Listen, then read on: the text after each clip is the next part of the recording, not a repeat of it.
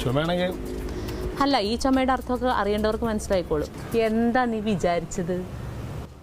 കണ്ടാ നിന്റെ അതേ സാരി തങ്കം ബ്ലൗസ് തയ്പ്പിച്ചിട്ടുണ്ടെങ്കിലേ സാരി ഉടുക്കാനും അറിയാം, മേടിപ്പിക്കാനും അറിയാം. അവളൊരു അഹങ്കാരി. നീ എന്തായാലും എന്നോട് പറഞ്ഞത് വേണമെങ്കിൽ ഉടുത്തോണ്ട് പൊക്കോളാൻ. നിന്റെ സാരി കണ്ടിട്ടൊന്നും അല്ല തങ്കം ജനിച്ചത് കേട്ടാ. എന്താ ചേട്ടനാണ് ഈ സാരി മേടിച്ചു കൊടുത്തത്? എന്താ അത്ര സംശയം?